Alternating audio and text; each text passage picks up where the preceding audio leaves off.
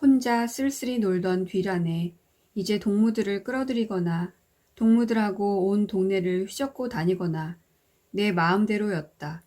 할아버지가 무력해진 것은 곧 집안의 법도에 구멍이 뚫린 거라는 것을 누가 가르쳐 준 것도 아니건만 알아차리고 그것을 최대한으로 누렸다. 하다못해 뒷간까지도 놀이터로 만들었다.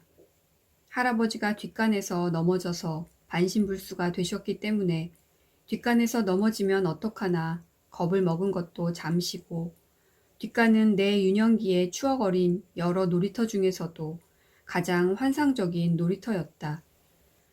우리 고장에 내려오는 뒷간 얘기는 다 도깨비 얘기였지만 무서운 도깨비는 아니고 조금은 못나고 유쾌한 도깨비였다.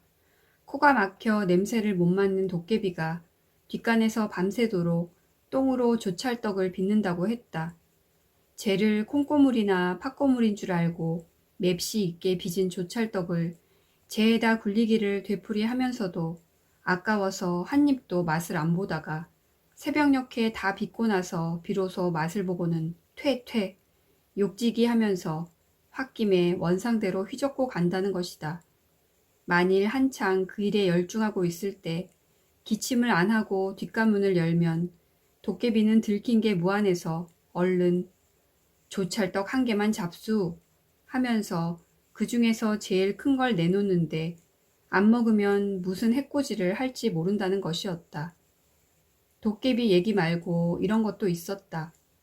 동짓날 팥죽을 맛있게 쓴 며느리가 한 그릇 먹는 것만으로는 감질이 나서 식구 몰래 한 그릇을 더 퍼가지고 뒷간으로 갔더란다.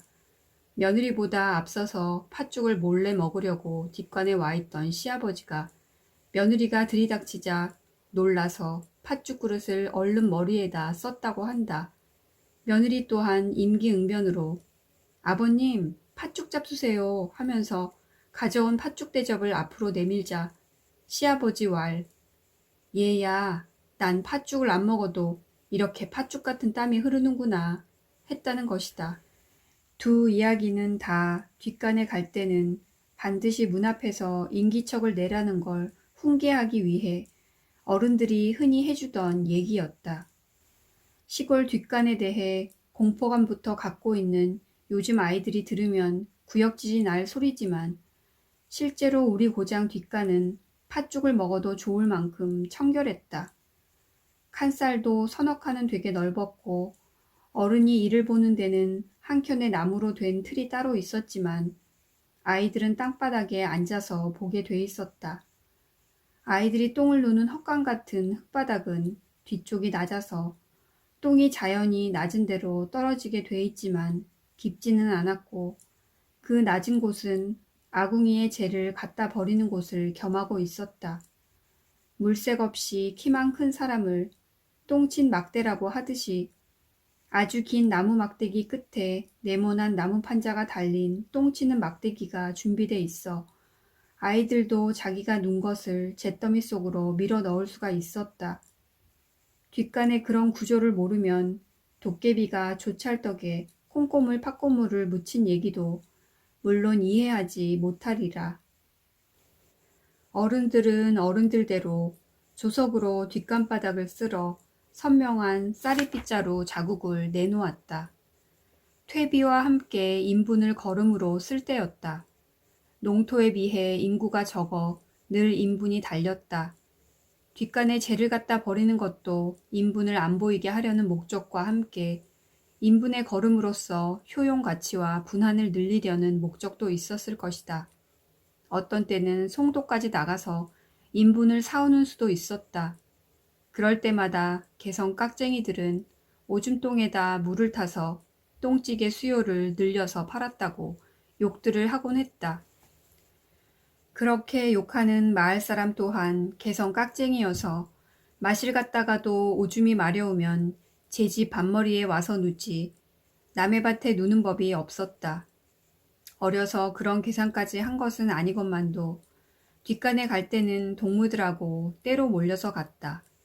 소꿉장난을 하다가 한 아이가 술래잡기를 할래?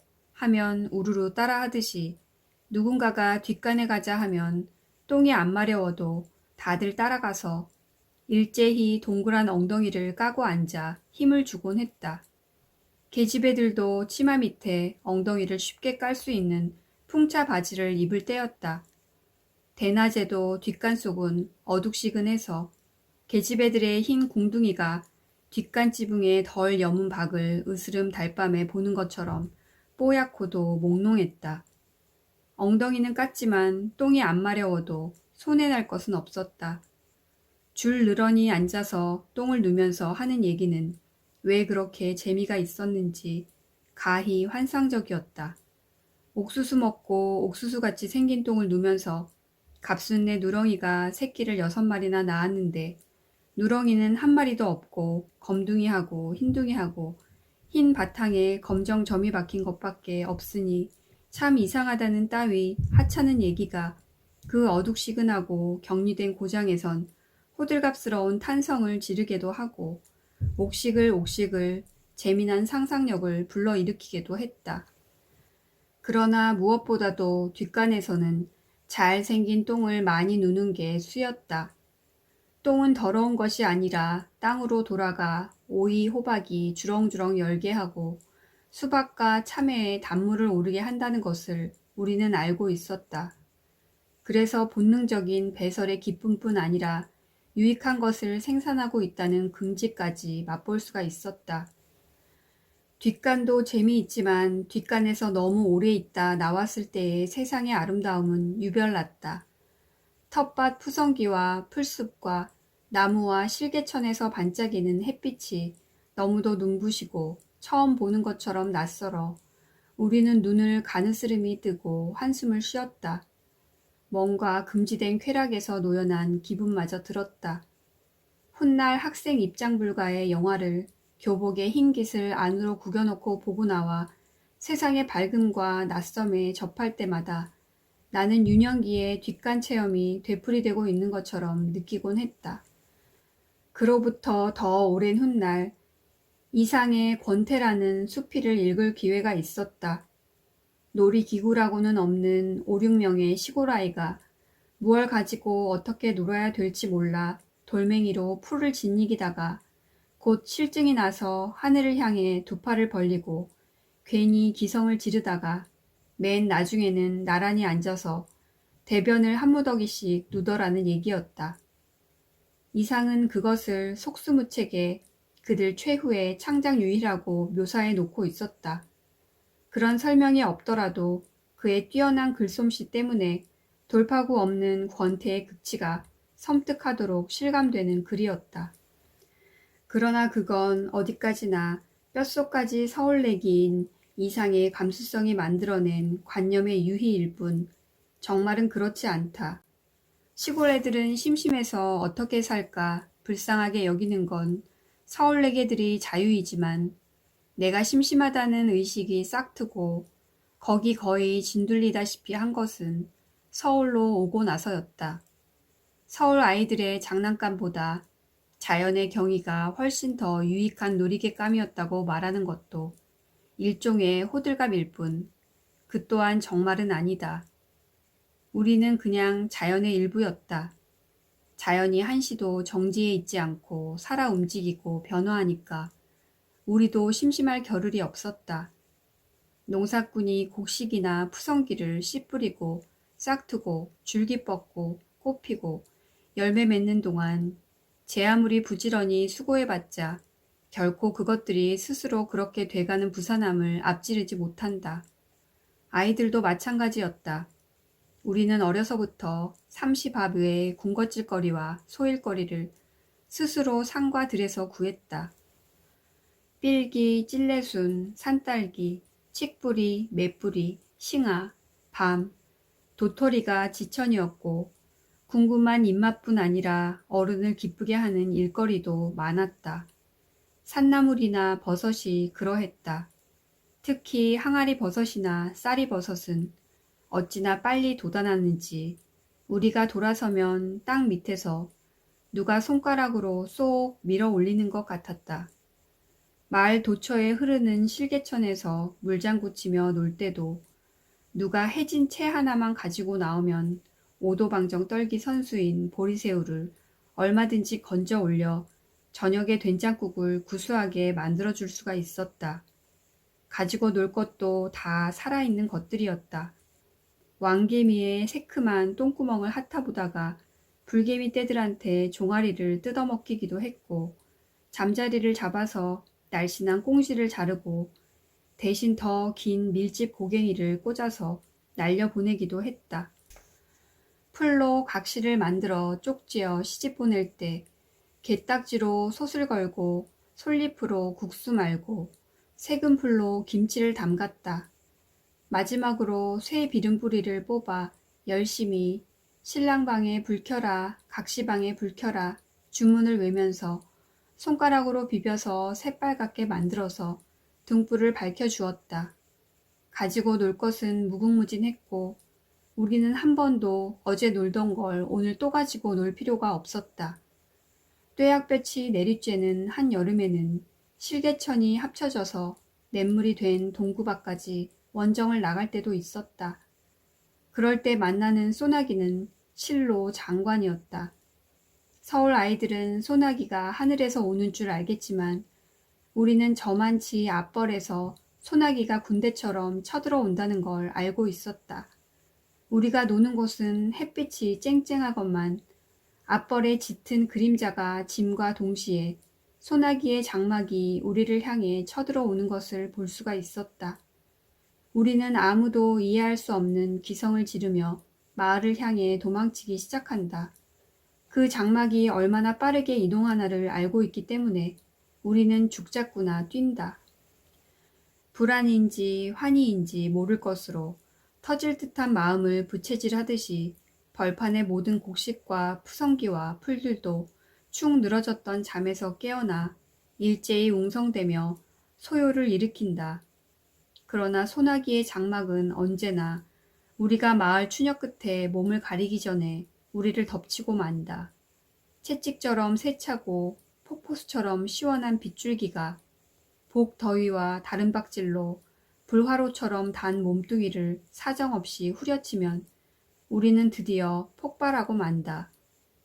아, 그건 실로 폭발적인 환희였다. 우리는 하늘을 향해 미친 듯한 환성을 지르며 비를 흠뻑 맞았고 웅성대던 들판도 덩달아 환희의 춤을 추었다. 그럴 때 우리는 너울대는 옥수수 나무나 피마자 나무와 자신을 구별할 수가 없었다.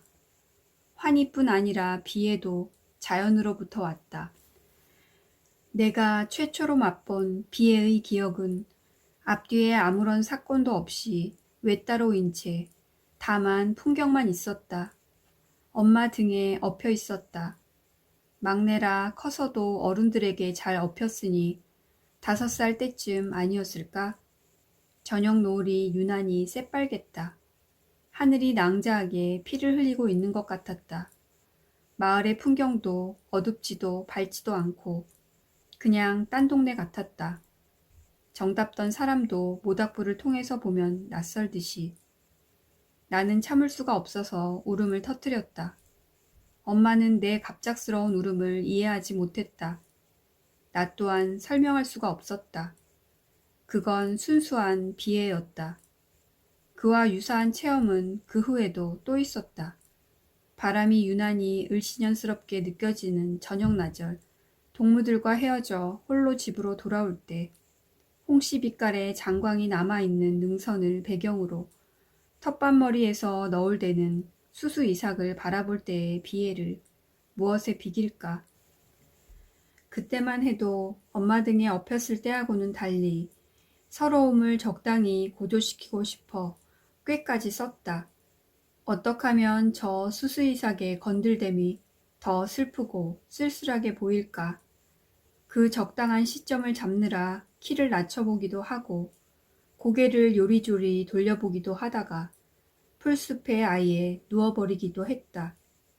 그리고 가슴에 고인 슬픔이 눈물이 되어 흐르길 가만히 기다렸다. 할아버지가 동풍이 들어 집안이 우울하고 기강이 해이해진 동안은 나의 전성시대였다. 할아버지가 정정하셨을 때 집안 여자들을 송도 나들이도 들일도 안 시켰던 것처럼 내가 동무들과 어울려 싸돌아다니는 것도 질색이었다. 할아버지는 다행히 왼쪽 팔다리만 마비가 되었다. 동풍 초기에는 출입을 못하게 된 우라증으로 식구들을 들볶았지만 차츰 그 불편한 상태를 받아들이고 그 한도 내에서 소일거리를 찾게 되었다. 그건 동네 아이들을 모아서 글을 가르치는 거였다. 우리 집 사랑이 서당이 되었다. 숙부들이 4년제 소학교를 나온 걸 인근에서는 신학문 한 걸로 쳐줄 만큼 개화가 더딘 고장이었기 때문에 한문을 진서라고 믿고 숭상하는 풍조가 남아 있었다. 한글은 언문이라고 해서 낮게 쳤는데 배우기가 쉽다는 것도 업신여기는 까닭 중에 하나였다. 할아버지의 서당은 잘 되었다. 박적골 사람들뿐 아니라 고개 넘어 마을에서도 아들들을 우리 서당으로 보냈다. 사랑에선 온종일 글 읽는 소리가 그치지 않았고 할아버지가 괜히 잘난 척 할 때보다 마을 사람들이 우리 식구를 대하는 태도도 훨씬 달라졌다. 나는 노인들까지 나한테 굽실댄다고 느낄 정도였다. 어느 날 할아버지가 나도 사랑으로 불러냈다. 나는 그날부터 천자문을 배우지 않으면 안 되었다. 다행히 할아버지가 내 몫으로 준 천자문 책엔 언문으로 토가 달려 있었다. 언문이 우리 그린 한글이라는 것도 모를 때였지만 나는 그때 이미 언문은 반쯤 깨친 상태였다. 엄마가 가르쳐 주었는데 가르치는 방법이 매우 우격다짐이었다. 자기는 하룻밤새 배웠으니까 나도 그래야만 한다는 시기였다. 엄마는 동네 여자들의 편지를 도맡아 대필해 줄 만큼 그 마을 부녀자들 중에서는 그래도 유식한 편이었다. 마을 부녀자들이 엄마한테 편지를 써달라고 오는 건 대개 밤늦은 시간이었다. 자다 깨서 흐릿한 등잔불 밑에서 두루마리 종이를 풀어가며 붓을 잡는 엄마의 모습을 본 적이 있었다. 한 사람씩 오기가 못해서 엄마가 한가한 시간을 타서 그렇게 한꺼번에 일을 보러 오는 것 같았다. 엄마가 다 쓴 편지를 읽어줄 때면 여자들은 옷고름으로 눈물을 찍어내기도 하고 넋나간 것처럼 입을 벌리고 있기도 했다. 그런 여자들한테 둘러싸인 엄마의 표정은 딴 사람처럼 으리으리했고 목소리는 장중했다. 그럴 때 나는 우리 엄마하고도 달라 보이고 딴 여자들하고도 달라 보이는 엄마가 두렵고 자랑스러워 가슴이 울렁거렸고 다음날 아침에 깨면 꿈을 꾼 것 같았다. 그러나 엄마는 자신이 언문을 읽고 쓸 수가 있기 때문에 마을에서 그만큼 잘난 척을 할 수가 있으면서도 언문의 내력에 대해선 여간 무식하지가 않았다. 무식하다 못해 무지막지했다. 세종대왕이 만든 글이라는 것까지는 알고 있었는데 대왕이 뒷간에 앉아 뒤를 보는 동안 문살을 보고 생각이 떠올라 당장에 만든 글자라는 것이었다. 글자 모양이 문살로 대강 뜯어 맞출 수 있게 새겨서 그런 말이 생겨났는지도 모르지만 엄마는 그렇게 쉬운 글을 깨치는데 오래 걸리면 바보 취급을 하려고 그걸 특별히 거듭거듭 강조하는 것 같았다. 나는 정말 그런 줄 알다가 해방이 되고 나서야 비로소 그 글이 언문이 아니라 자랑스러운 우리 한글이고 세종대왕과 학자들이 얼마나 오랜 세월 노심초사해서 만들었나를 알게 되었다. 금방 깨치지 못하면 바보가 된다는 강박관념 때문에 엄마가 써준 각야 거결을 줄줄 외기는 했지만 깨친 건 아니었다. 그걸 이용해서 어떻게 뜻이 있는 낱말이나 문장을 만드나도 몰랐고 그걸 시험해 볼 만한 읽을 거리도 집안에 없었다. 엄마가 손수 베낀 이야기책이 안방에 여러 권 있었지만 그건 한 줄 한 줄이 처음부터 끝까지 물 흐르는 것처럼 흘려서 쓴 것이어서 엄마가 또박또박 써준 각야 거겨하고는 생판 다른 나라 글자 같았다. 깨치기는커녕 내 눈엔 단 한자도 아는 글자가 들어오지 않았다. 엄마가 서울 간 후 할머니가 때때로 가에다 기억하면 각, 니은하면 간 하는 식으로 뚱겨주지 않았으면 그나마 아주 까먹었을 것이다. 엄마는 무슨 배짱인지 혹은 교만인지 아주 조금밖에 안 가르쳐 주고도 다 알기를 바랐고 또 그렇게 믿으려 들었다. 나로서는 깨쳤다기보다는 깨친 척 할 수밖에 없었다. 그렇게 어중간하던 업무니 하늘천, 따지 하고 할아버지가 하시는 대로 천자문을 따라 읽으면서 비로소 물리가 텄다. 한자 밑에 붙은 언문토가 바로 그 소리라는 걸 알게 되자 한문보다 언문 읽는데 재미를 붙이게 되었다. 그건 일거양득이었다. 두 상이한 문자끼리 서로 컨닝을 할 수가 있었기 때문에 할아버지로부터는 한번 가르쳐주면 안 잊어버리는 아이라는 칭찬을 들을 수가 있었다. 당시로서는 장가가게 생긴 다 큰 머스매가 글을 안 외워왔다고 종아리를 치실 때도 나의 총명을 예로 들어가면서 호령을 하셨다. 나는 의기양양했지만 천자문 다음에 배우는 책에는 언문토가 없는 게 은근히 겁이 났다. 내 총명의 허구가 드러나고 말 테니까. 그러나 할아버지의 서당은 그리 오래가지 못했다. 다시 한번 동풍이 드신 것이다. 이번 동풍은 뒷간에서 넘어지는 것 같은 극적 사건 없이 왔는데도 할아버지의 할아버지다운 마지막 위풍까지 꺾어버린 참담한 것이었다. 오른쪽 수저까지 떨려서 간신히 회복됐던 뒷간 출입도 못하게 되었고 수저질도 어죽어서 국 국물을 줄줄 흘리셨다. 말씀을 할 때도 침이 흘러 그런 것들을 닦아낼 배수건을 늘 무릎에 놓고 앉아 계셨다. 하루에도 몇 번씩 어눌해졌지만 여전히 쨍쨍한 음성으로 나를 불러 잔심부름을 시키거나 말벗을 사무려 드셨다. 어린 마음에도 그런 할아버지가 불쌍해서 안 보고 싶은데도 우두커니 있다가 지치거나 울화가 치밀면 나를 부르시는 것 같았다. 먹을 갈게 하고 편지를 쓰실 적도 있었다. 떨리는 손으로 아주 오래 걸려서 삐뚤빼뚤한 필적을 남겼다. 도저히 누가 알아볼 것 같지 않은 글씨여서 나는 속으로 나한테 먹을 갈게 하려고 일부러 심술을 부리고 있다고 생각했다. 할아버지는 편지를 쓰기도 했지만 받기도 하는 유일한 분이셨다. 엄마나 오빠도 문안 편지를 올렸고 딴 데서 오는 편지도 꽤 있었다. 자연히 우리 사랑은 사흘에 한 번씩 오는 우체부가 쉬어가는 장소였다. 전할 편지가 없을 때도 붙일 편지가 있나 하고 들렀다. 그때는 편지 붙일 일이 있으면 우체부한테 맡기면 되었다. 할아버지도 우체부를 기다리고 반가워하고 붙들고 얘기시키기를 좋아했는데 2차로 동풍이 들고 나선 더욱 그랬다. 우체부는 가방 속에 든 편지보다 여러 동네를 돌면서 보고 들은 소문이 훨씬 더 풍부했다. 할아버지가 그를 쉬어가라고 사랑 마루에 붙들어 앉히면 나는 냉큼 안에다 연통을 해서 입맛 다실 걸 내오도록 했다. 그건 할아버지와 나 사이에 묵계 같은 거였다. 그런 나를 할아버지는 요 입안에 혀 같은 거 하면서 예뻐하셨다. 그러나 할아버지가 배수건에 싸서 감춰 놓았던 삶은 밤이나 떡조가리 같은 걸 상으로 주실 때는 정말 싫었다. 음식 국물과 침을 닦아내는 데 쓰는 배수건은 늘 눅눅하고 시척지근한 냄새가 났다.